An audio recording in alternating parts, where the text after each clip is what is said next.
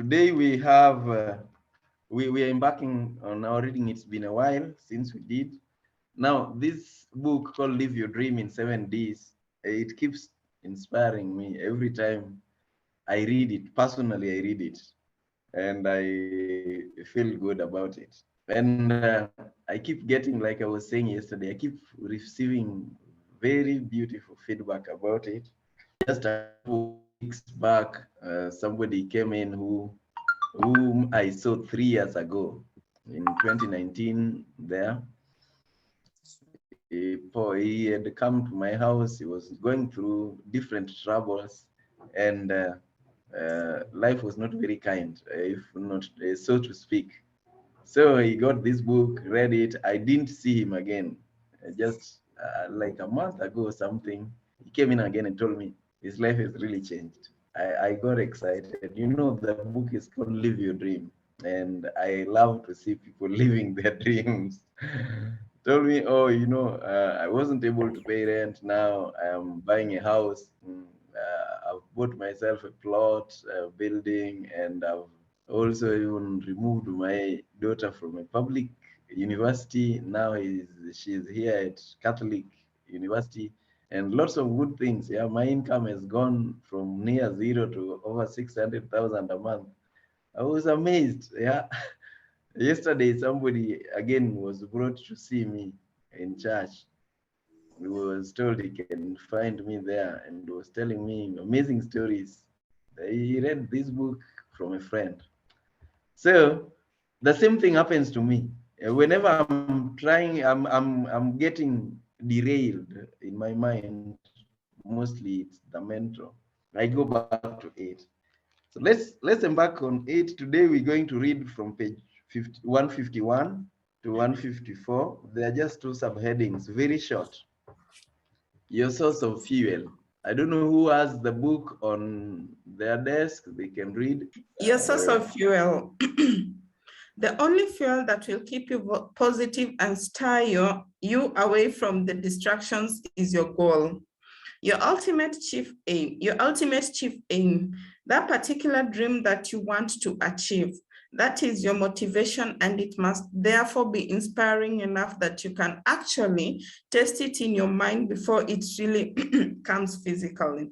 Feed your mind with the imagination of what it is going to be like when you achieve it, and feel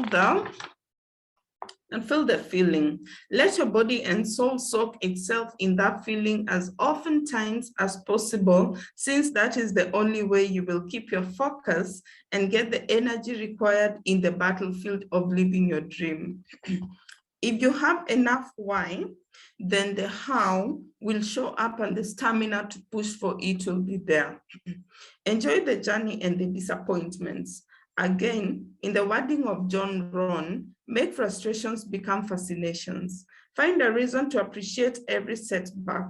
At every point of setback, scheme again, adjusting your plans appropriately, then move on wiser and stronger. I quote, "What keeps me going is goals," Muhammad Ali. Need for genuine help. This is a very important point. It is never a weakness as many would want to think. Asking for help is a sign of strength. Now, I have no idea whether you believe in God or not, but I do. And part of my belief is that God has a major role to play in the role of your success. God does the works that are within his domain to do. You do what is within your power to do. Everyone has to do his or her part in cultivating success and leave the rest for God. He does not work alone, and he does not do your work either. He surely works through you and others to assist you. But whether you want to call that luck, universe, or whatever, I refer to him as God, that universal power who seems to be the cause and source of all things. Without him, we will not be talking about the laws of nature. Otherwise, we established them. At one time, when I was doing my last year of secondary education, when I went back to school after such a long time outside, having lost all the previous notes and classwork, I was starting afresh. Time was not on my side, and every encouragement was necessary. One of my teachers who used to teach history said, "You must do your part so that God can do his part. You must do the work, read and revise, which is your part of the bargain. Only then will God assist you to pass." Philippians 4:6, do not be anxious about anything, but in everything, by prayer and supplication with thanksgiving, make your requests known to God. This made a lot of sense for me, and I could not help imagining how God would make me know something I had not read in a book and revise.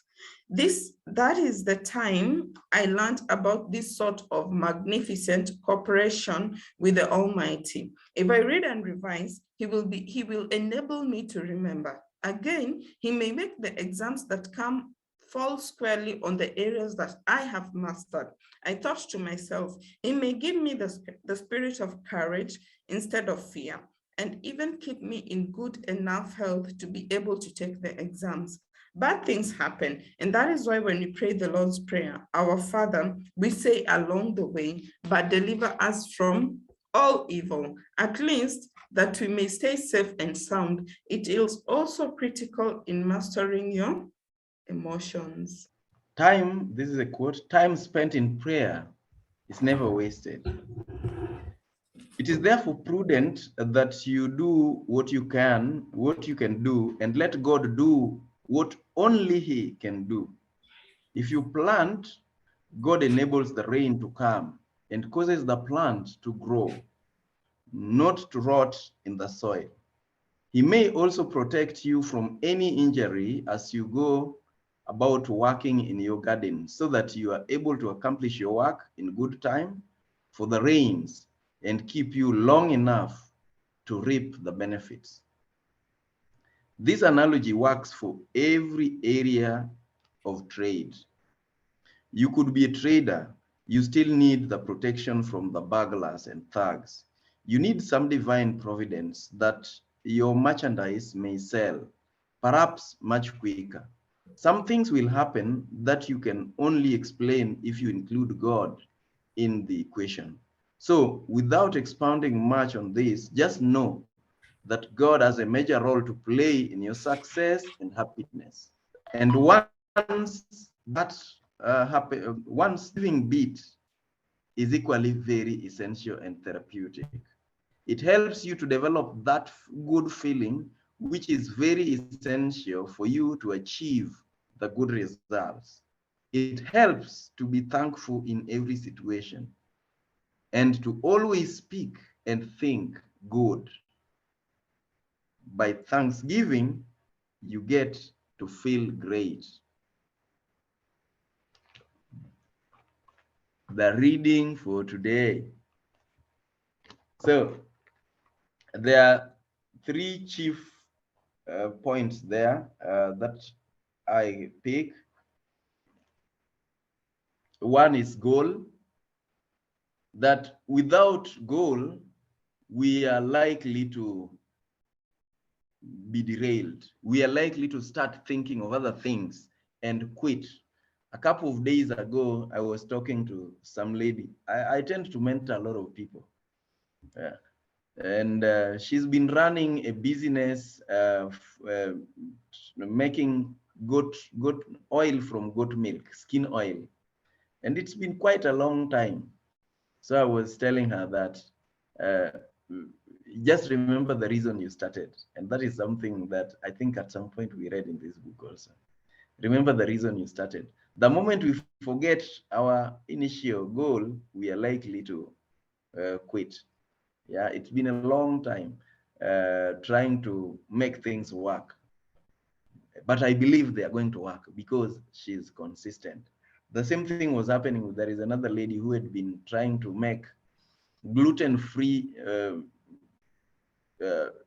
wheat oil, or the other not wheat oil, but the flour, the other flour, the ones that people use for bakery, which doesn't have gluten. And she's been doing this for many years, trying this, trying that, trying that. The other day I was excited to know that now her products are in the supermarkets. Quick Mart, whatever, Naivas. I was very happy. I told her, I'm very proud of you. It's been a good number of years, and it seems now things are working. So everyone must go through that fair share of challenge. The other one there was cooperating with God. And sometimes, and this is a major point, and more so in our countries, African countries, sometimes we abdicate our duty. We surrender everything, including what we are supposed to do, to God. And that is not very wise. We must do our part, then we let God do his part. You people will share your part of the story about that. And then thanksgiving, supplication and thanksgiving, because it also enables us to be in that particular mood that enables us to uh, bring in the good things in our minds and in our lives. Most times people try to pray and talk about try to ask God to bring good things in their lives, but they don't seem to get. Most times, the reason people don't seem to achieve this is because the heart is not full of gratitude. If our hearts are full of gratitude, we can see what to thank God for, then we will be able to get that which we are looking for. It works like that. Let's open it for discussion. Let's have some interaction on this. Anyone with some whatever you got from the reading, kindly share. Yeah, you talked about Thanksgiving. I think it has really touched me. I have really met many people who are negative in life. You see, when you are negative in life, that means you don't even see any achievement, or you don't even see any good thing that has happened to your life. So whatever happens, you keep on seeing the negative part of it. Whatever instance happens, you see the negative. Whatever word comes from the friends, you see it in a negative way. So when you have that attitude of thanksgiving, and also knowing about the will of God and the will of human, that means you can easily appreciate. I also read somewhere about the black spot. When you put a black spot in the middle of the white sheet, and you ask the audience, what have you seen? Many people, or many of us, we always see the black spot and we don't see the white part of it. And in your sense, the white part of it is bigger than the black spot. But because our eyes are always running to see the negative part of the situation, we all of us see the black spot. So what I'm contributing from what you have shared, which was which was very good, maybe for members who are here, we need always to see at least the good part of the situation. When the problem arises, you also see what at least the good part out of it. And what I have learned, many people are successful. They have a story somewhere that maybe they passed through a hard time, they struggled so much. It's not always on the silver plate that you can just get everything done. People struggle and they end up getting what they had wanted. And also in the middle of the story, you find what you're planning to do, maybe God has not willed it to happen. And you see, for us as Christians, we believe that when you pray, God will either grant you what you have prayed for. He will either tell you to wait, or he will say, no, I will not grant that one. So when you pray, you have to be aware of the three options so that you don't regret afterwards. Thank you very much. I like what is going on. Thank you. Thank you very much, Aloysius. Guys, today I seem to be having internet problems, so you people will forgive me. Yes, Noel. Good to see you. Good to see you too. You can speak.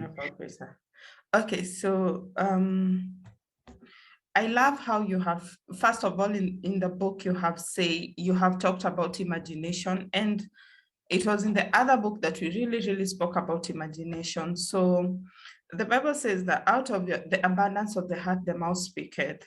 So if you fill your imagination with your vision, then there's a way you are going to be talking about this vision. You won't be talking, first of all, negatively about the vision. And apart from that, it is already accomplished. So you are actually living in this vision. Who was it? It was Muhammad Ali who was asked, so when did you know that you're going to win this game or this whatever? And he was like, I knew I was going to win it the moment I won it in my mind. So the first of all, it begins with you winning it in your mind. You cannot live in something that you have not envisioned yourself living in it. And then I love the part of offering thanksgiving. The other day I was just thinking, okay, so how am I supposed to offer thanksgiving and I have not seen this thing? And then I realized, God took me to a scripture, and I realized in the book of 2 Peter, it says that, for he has given us all things for life and for godliness. That means everything we need in this life, is it a house? Is it a car? Whatever you need in this life, he has already given you. Now, for godliness part, he has already given you righteousness. He has already given you all things. He has given you righteousness, he's given you peace, he has given you all things that you need to live a godly life. So then what you're going to do is now approach him from the realm of thanksgiving, not the realm of I am asking for a car. No, know that the car is already provided for. Know that your business is already provided for. I was talking to someone and he was telling me, it's interesting, not how you talk. You talk as if all these things have already been given to you. Like when you're talking about, say, capital, I was planning with him and I was not planning as if the capital is not there. No, money is never the problem. Plan knowing that it is already there. So then what you're supposed to do is just to go, Lord, I thank you for the capital. I thank you because you have given me all things that pertains to life and godliness. We are not still living in the realm of asking. We have now graduated to living in the realm of thanksgiving. Thank you. Thank you. Thank you. I honestly love the words, the choosing of the words that you're articulating. And one is imagination. And many people who've spoken to me a number of times about this, I love to say that imagination is free. Now, guess what? Many people use imagination as if it's bought in a supermarket and they don't have money for it. By the way, if you are going through any troubled path right now, if you are going to come out of this Power Monday for today with just one thing, kindly remember the word imagination. You cannot pray about this and imagine the other. So, imagination. You are going through anything, any situation, start imagining how it should be. And imagination will fill your mind, will fill your heart with how it actually should be. And you'll realize that things start changing for you because that will enter into your feelings. People keep speaking about this, but then they get the other thing. It doesn't matter which situation, it doesn't matter what is happening around you, by the way. This is where you read Psalm 91. It doesn't matter whether people are dying around you. Yeah. This is where you also read Psalm 23. Even when I'm walking through the dark valley of death, even there you are with me. So what is it that is filling our minds and our hearts? If we don't take care of that, it doesn't matter how many times we go to church. We say it's not the sweet hour of prayer. It is pray without ceasing. And how do you pray without ceasing? It's by staying in that particular mood of faith. And that only comes when you can imagine where you're going. There is no any other way. So we must be people who are able to remember the goals that we started with, and we can thank God for where we've come from so far. Today, the daily readings for today, the first reading in the church, in our church today, talks about Job, that first time where he got all the calamities. And I loved the way Job finished it. God gave, God has taken. Glory be to his name. You see, to him, he was seeing something to thank God for. In every situation, if we look for something to thank God for and stay in the positive frequency, things are going to work for us. So thank you very much, Noel. Yes, let's go on. People, we can share. Good morning. Good morning. Naomba niwasalimie. Yes. Nimetoka safarini Tanzania, mahali watu wanaomba kusalimia wenzao. Mmepokea? Mimi mwenyewe nimepokea. Asante sana. Thanks. Nimepokea pia. Asante sana. Hii mjadala ni mzuri sana. Nimefurahi nayo sana. Especially goal setting.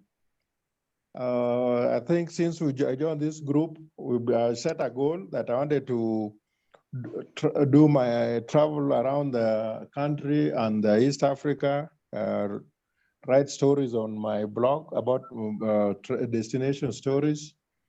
And I just thank you for their support, and also thank God that I've been able to not only pray, but work around it. So I was in Moshi and Arusha. I wanted to go to Dar and Zanzibar as part of my program, but the money I had when I reached Moshi, so I just came back. What am I saying? It's good to set goals and also have plan A, B, and C, and then also be able to move to the next level. While I was on that trip, what you're saying really came to mind. There was this young, nice-looking lady who boarded the bus from from Arusha to Moshi, and she proved that she's a real sweet-talking sales executive. Within less than 20 minutes, she had told us about her products, and by the time she was alighting at the next stage, her rucksack that had all these herbal medicine zilikuwa zimeisha. And in fact, I asked her at the end of it all, hey, umeongea vizuri, lakini umejua sisi watu wa Kenya ni kama wewe ulikuwa unaimba tu, hata sikusikia kitu nasema. Una dawa ya diabetes? Sema, ya tunayo. Dawa ya sukari? Ya tunayo. And very quickly she sold me. And I'm thinking that's a positive attitude in life that you must have. If you want to achieve a goal, achieve your goals, be focused, and know your product. She knew her product very well. Hata ingawa alikuwa anaongea Swahili hiyo, tunasema Swahili mingi hapa, tunasema Kizungu mingi, lakini alijua kitu anauza na vile inaweza fanya kazi. So I think let us continue to with that spirit of learning and appreciating, and at the end of it all, putting God in all that we do. Asanteni sana, nashukuru. Great. Umejaribu Kiswahili. Hebu nipe pass mark. E ama F ama D. No. You are doing well. C. C plus afadhali, weka plus. Yeah. So that element of goals, you know why you started and you know where you're going.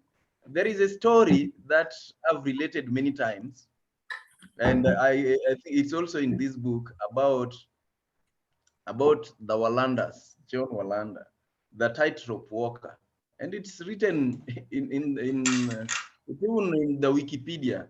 If you check online, this guy who was walking on the ropes, and he always loved that idea and could not wait. It was a sport. You know, when something is your sport, you always look forward to it. So he kept doing this and was earning great income and was enjoying himself. And then one day, somebody, the wife actually asked him, what would happen if you fall from those ropes? And from that day, fear gripped him. He started worrying about what would happen, what would happen. And for the first time, when he was invited for the next event, he went even earlier and could even ask those people what type of ropes, were the types of ropes they were using, whether they were tied well, and all sorts of things. You guessed it right. The next time he actually fell and died. So what we feed in our minds, by the end of the day, it becomes our prayer and it becomes true. And that's why we are told, according to your faith, let it be done to you. So we must remember to fill our minds with the right things. We must remember to imagine the right things. And imagination, as we said, it's free. Just imagine how you'd like it. Many of us do not even know what type of life we want, what type of outcome we want. We only know how to grumble about all the wrong things that are happening. And this is why it's also important that you feed your mind with the right things and you steer away from those things that drain your energy, that drain your focus, that take you to the negative mode. Because that which gets into your mind is what you're going to manifest. You see, so when we are talking about prayer, and this is why many people go to keshas and they don't seem to get what they are looking for. And they think maybe God said no. No, God didn't say no. You are not yet prepared. You are not yet ready for it. Remember, we said you need to be and then, or you do not start with having, then you do, then you be. You need to be that person who can get that which you are looking for. And then you'll be able to do the right things that need to be done in order to reach there. You need to be a farmer, understand the ways of farming, and then you will be able to do the right farming the right way, and then you will be able to harvest that which you are supposed to harvest. You cannot start by harvesting and then you become a farmer. You see, that's the way it works, and it will work like that throughout your areas of life. So this being the person who can get that which I'm looking for is a very important aspect, and that's why we talk of personal development. Yeah, this is an example I also love. I will keep asking that this story that Jesus gives. One person given 5 talents, another one 2, and another one 1. And the big question there is, why choosing?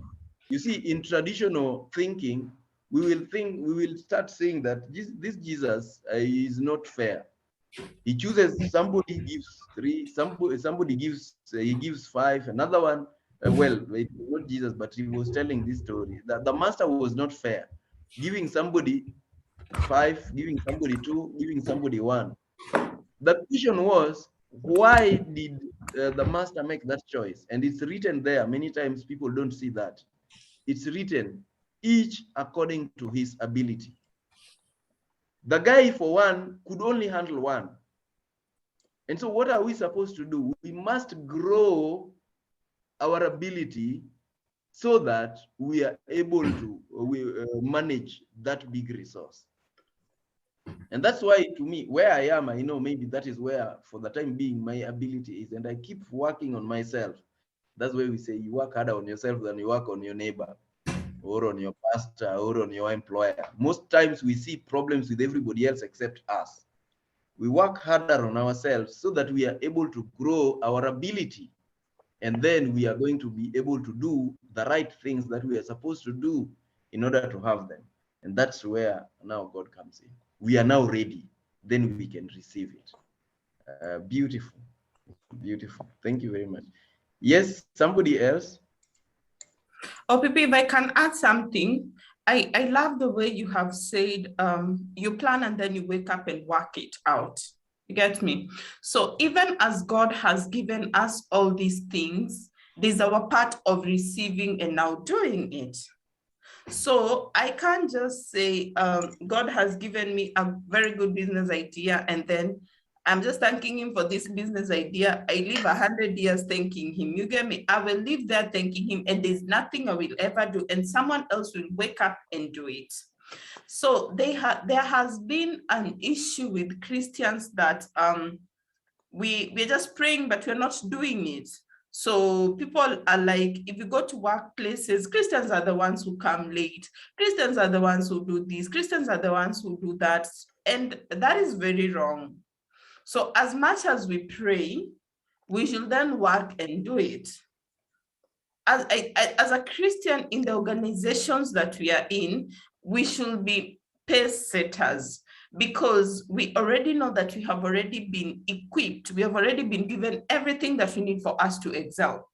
So yes, we pray, but we go out there and work, knowing that we are not working, we are not working from that place that we don't have what to work with. We are working from that place that it has all been given to us. So I am working because I know that it has been given to me. And then another thing that I have nowadays been very careful of, even as you're talking about imagination, is the faith part, where you might think you're working in faith, but you're working in fear. So look at someone like Job. Job's life, when you look at Job's life, when everything befalls him, he says that that which I feared most has befallen me. So if someone looked at Job's life before all this, they will think that this man is a faith-living man. He offered sacrifices for his children. He did this and that. He did that and that. But all these things, he was doing them in fear. And so, as OPP has said, the part of imagination. So I tend to believe Job would even envision in his mind how his children were dying, how all his animals had been taken away, how his servants were held hostage and everything. So he had fed his mind so much with fear. And now on the outward, someone will think that Job is offering sacrifices because he has faith. But the truth is that this guy was offering sacrifices because he had so much fear. Thank you.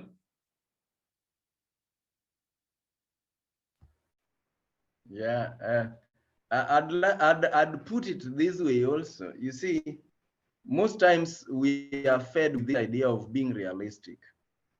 And then we start asking ourselves, what if? Now, that is the question.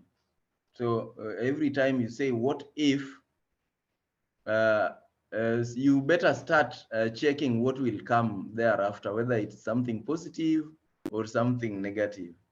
Yeah. Sometimes we say, what if we fail? What if this one? Yes, it's okay. You can put that contingency, but don't put it in your heart. Yes. Don't put it in your heart. If we keep thinking about the what ifs and put them into the negative, it becomes a problem. So my formula has always been, what if? What if I pass? What if I get this? What if I achieve this goal which I want? And that helps me to imagine. So I use what if, and then I put that which I want. You see, what if I get this particular position, I get this particular business and something like that. Yes, Catherine. Thank you, Paul, and thank you everyone for the contribution. I'm just listening in, and I'm in agreement, because normally what happens is, what are you working towards and what are you believing in? And it's not just about faith, it's also working towards it. Maybe I'll just give a story. Yesterday we had gone for the run. I love to run. It's not like a elite one. But after that, we sat and watched Kipchoge win. And everybody would say, is he going to do it within 2 minutes? Is he going to do it within how much time? Because, you know, for runners, there are those KPIs, if I might call it that way, that we're looking at. But what was for me is the dedication that was in Kipchoge's mind.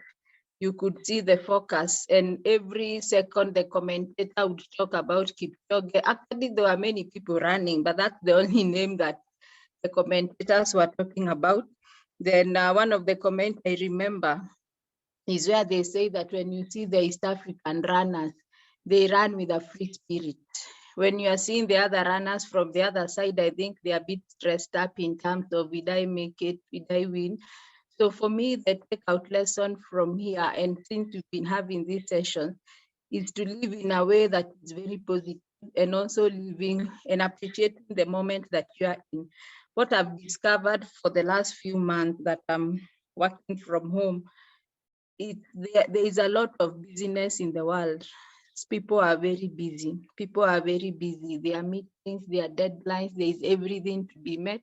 But at the end of the day, you find that there is nothing much to show for that. So it's just being able to see how do you use the time that you have, how do you focus, how do you keep it very positive. And as everybody has said, as you conceive in your mind, it comes to be. So start now winning in your mind. Before you even start the day, just have a thought in terms of what are you hoping and planning to achieve for the day, and work towards that achievement. I was listening to another podcast the other day, and a lady, somebody who coaches some of the billionaires, said what he has taught most of them is just to go with 5 items. If I'm going to do 5 things today, and I decide I'll do 1, 2, 3, 4, 5, I have to finish number 1 before I go to number 2. And if I don't do what I was meant to do for today, I'll carry them forward to tomorrow. So for me, my message there is that's the focus, keeping the goal, and also knowing that we attract the energy that we give out. If you give out positive energy, you attract positive energy, and you know the world somehow rallies behind you. You believe you can do it, you do it. I'm sure by the time Kipchoge was going to run, he could see himself at the finishing line. So you have to have the end in mind, run towards that, put out the focus, and put everything that's needed in that space. So that's my contribution for today. Back to you, Paul. Thank you, Catherine. Now that you are even bringing in the aspect of athletics. You know, last time Eliud Kipchoge was doing that marathon, which he did alone, trying to become the fastest. He was given, I don't remember that goal. Was it 2 hours or 3 hours and 9 something like that? Yes. Yeah, and at the end of the day, okay, personally, from the moment they picked it, I knew he's going to do it. Because for once, he was clear about the timing he wanted to beat. And by the end of the day, when he was asked, he said, this is the first time we were doing it, knowing what we were going for. Traditionally, we just go to run to be number one. And that plays a major role, like Noel was saying. And you can talk about all these athletes, whether it's Muhammad Ali or who, they put it first in the mind and they see themselves winning. At one point, I was reading one of the books for Trump, and he was talking about, I think it's called Think Big. And he was talking about, they've got to see the line it's going to follow up to the hole. And that is very powerful. So the same thing happens in every aspect of our lives, by the way. I love to say this a number of times, sometimes, many times I'm not even taken seriously, that even when you're praying for somebody who is sick, the mood in your heart will determine the outcome. If you're praying and you fear, the mood is that somber, you're feeling defeated, you can only get a defeated result. And this one, I've used it many times, even with children. I try to put into them the spirit of getting better. Let's be people who are aware, who are conscious about what is running in our minds, what's running in our hearts, because that's where the results are. And that's the way you can predict your future. If you will always feel it in your heart. And that's why some people say you go with your guts. So winning is in the mind. Yes, Elsie, you wanted to say something. No, I'm okay. Yeah, I saw you raise your hand, then you dropped it. Yeah. Okay, thank you. Thank you. So we must be people who are winning, first of all, in our minds, in our hearts. We must be people who are creating, we are co-creators with God. We create our future the way we want it. Enough times I meet people, yeah, even students, and I ask them, what grade do you want to get? And they just want a pass. They just want, I just want good grades. Or which school do you want? I want to go to a good school. There is nothing like that. And this is why when we were starting this book, we talked about being specific. If you do not know what you want, it is what you do not want that will come. Because most times, All of us know what we don't want. You ask somebody, okay, whom would you like to marry? Oh, I don't want somebody who drinks. I don't want somebody who comes home late or who loves sports, whatever. They cannot clearly tell you the type of person they want. And by the end of the day, they get that which they don't want. There is actually an example I give here of some people saying, I do not want to be married in this place. I do not want. You ask them where they want to be married, they don't know. So that which you put in your mind, that which you put in your heart, whether it is what you want or what you do not want, you can be sure you're going to get it. I guarantee you. That's the way it works. And this is something I've studied for years now. And I've practiced, not just studying, practicing. Wherever you are today is the subject of what was on your thought yesterday or the days before. And every time I'm going through some trouble, or I'm thinking negative, I catch myself and I ask myself, why am I doing this to me? Every time I'm going through some trouble, I ask myself, what did I contribute? What was my contribution towards this? How can I make it? And if I'm feeling something in my heart, I'm feeling the negative, I want to change it because I know what is coming is not going to be a good one. So I've learned to use certain words, certain statements to change that whole story. Because every time I'm going through a trouble, I know I created it. And when I'm feeling something in my heart, I know I'm creating something wrong, which I need to take care of. And I must take responsibility. Problem is, many of us were not taught to take responsibility. We want somebody else to take responsibility. It was my teacher, it was my uncle who didn't do this, it was my parents, it was everybody else can be blamed. It is the government. Yeah, that's why the economy is bad.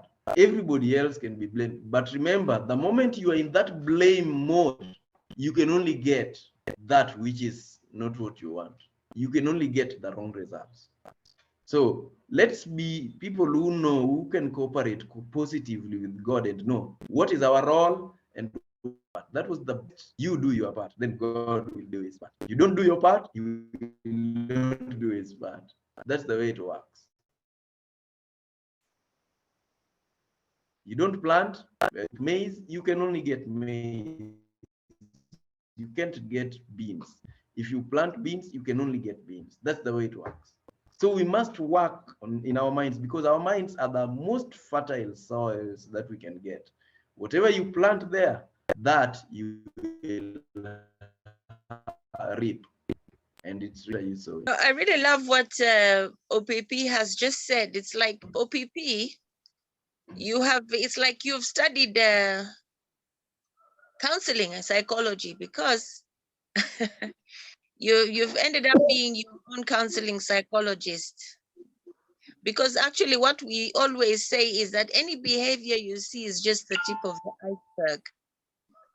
And a behavior comes from a feeling. And a feeling comes from a thought. So what we do in that counseling is to identify why this person is feeling so bad and expose to them how the irrational thoughts, unhelpful thoughts are resulting in the feeling. And to replace those thoughts, actually, to reconstruct the mind and find out why they are feeling the way they are and how they can actually be empowered to change their lives. So, what you said, I like that. All things are created twice. We're co-creators with God. And they're first created in the mind, in the imagination. Every time I've been discouraged, it was always because my imagination went haywire.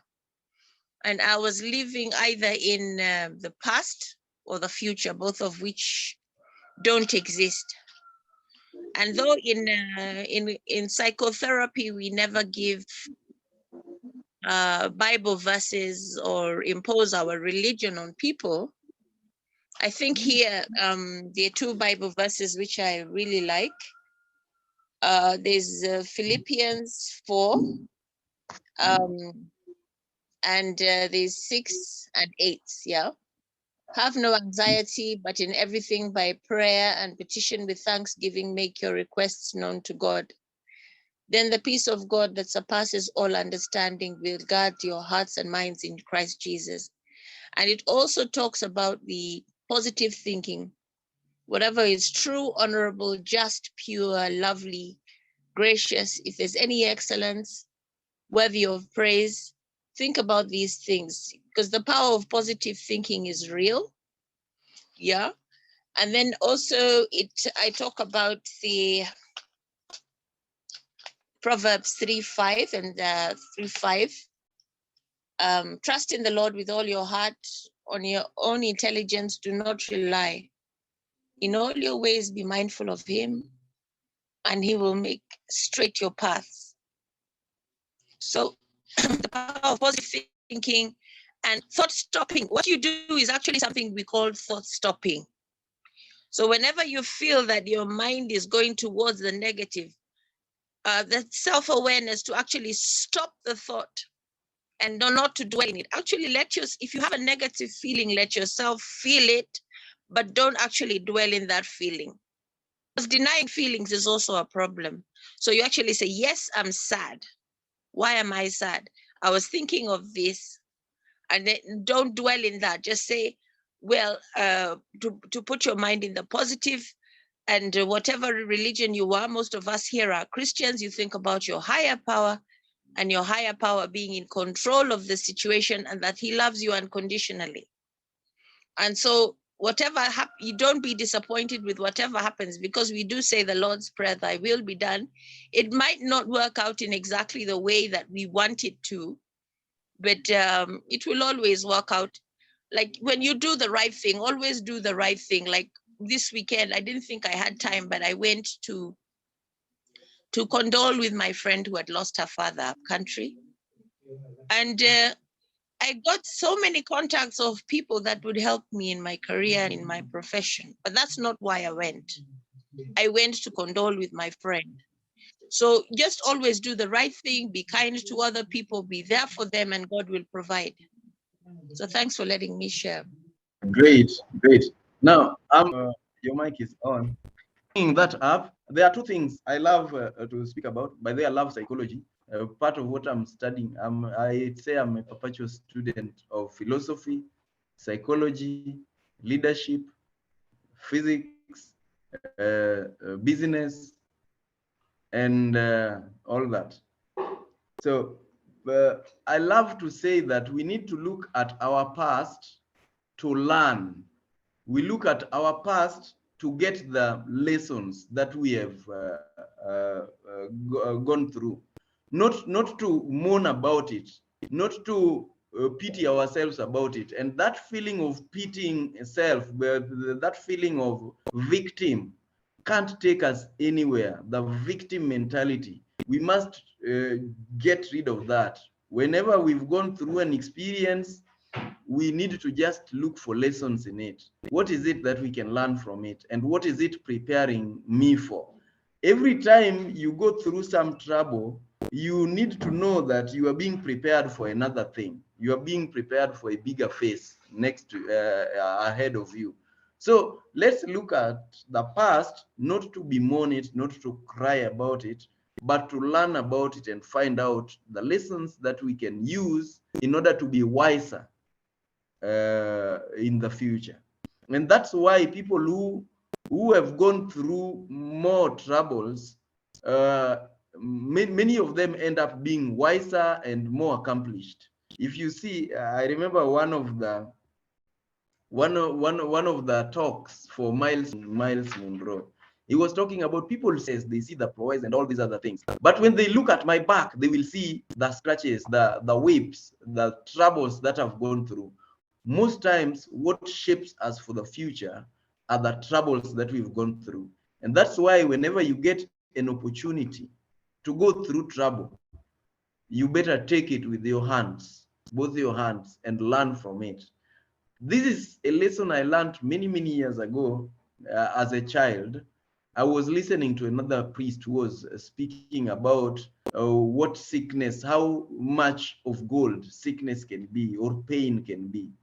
And there is a way we can always use troubles to tap into something that nobody else will learn unless they go through the same.